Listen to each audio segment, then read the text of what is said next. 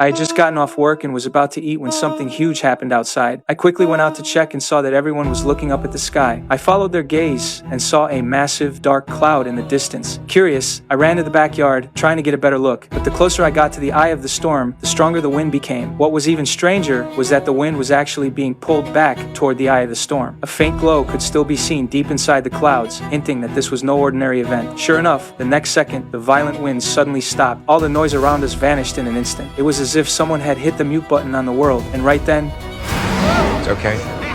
just as I finished speaking, the lightning began to strike even harder. At first, I tried to stay calm and comfort my daughter, telling her it was nothing. Then a bolt of lightning struck right in front of us. I quickly grabbed my daughter and ran back into the house. At that moment, they still had not truly realized how serious the situation was. It's okay. You're fine. He hid right behind our house. Yeah, well, it's not gonna hit there again. Okay, because lightning doesn't strike twice in the same place.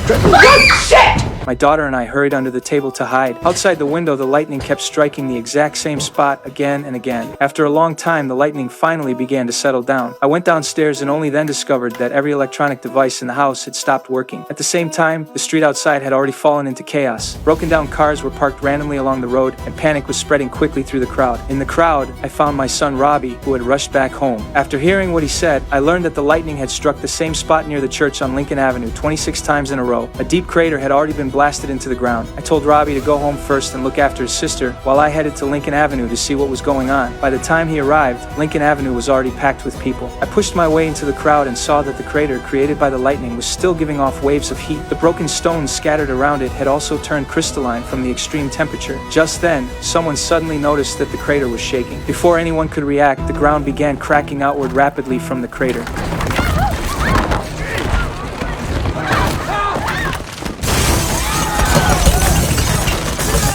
Two police officers tried to clear the crowd of onlookers, but most people still stood where they were, watching. Then the cracks in the ground suddenly spread even faster. The church was torn in half by a massive pulling force. The moment the top of the church crashed into the crater, the ground rose and fell like it was breathing. Then the ground collapsed with a thunderous crash, as if something was forcing its way up from underground. A car parked on the roadside had just slid into the crater when, in the next second, it was launched back out by some strange force.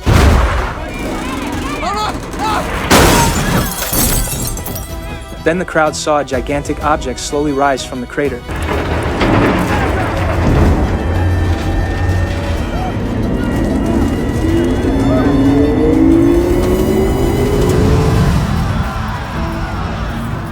Only then did I finally see it clearly. It was a huge steel machine with 3 legs. Someone tried to record the scene, but the next second, that person was killed by the laser fired from the tripod machine. The laser seemed to have some kind of disintegrating effect. Anyone hit by it would instantly turn into ash. I realized the situation was completely out of control and immediately sprinted back home. The buildings behind me collapsed and broke apart the moment the laser touched them, turning into ruins. When I got home, I collapsed onto the floor and could not say a word. The children saw the gray-white powder all over me and could not help asking what had happened. I did not explain. I walked into the bathroom. I did not want to believe that everything I had just seen was real, but the ash covering my body had already told the truth. After I calmed down, I immediately started packing. Before leaving, I also took the revolver I had kept for years. By then, people on the streets had also begun fleeing in every direction. I took the kids to my friend's auto repair shop, planning to drive away in a car that had just been fixed. My friend tried to stop me. I said it straight out. Get in, Manny, or you're gonna die. Okay.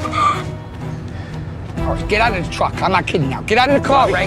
As soon as I finished speaking, the street behind us lit up with fire. I shut the car door, drove around my friend, and left without looking back. And my friend, behind us, was instantly turned into ash by the laser. Not long after, I brought the kids to my ex-wife's house, but there was no one there. To stay safe, I decided that we would hide in the basement for the night. But unexpectedly, late that night, something still happened.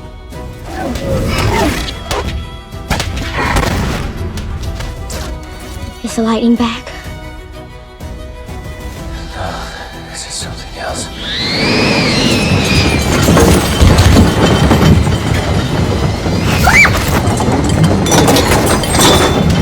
The flashes of light outside came faster and faster, and the basement began shaking violently. I realized danger was getting close, so I immediately took the kids and hid in the storage room. That was how we barely escaped with our lives.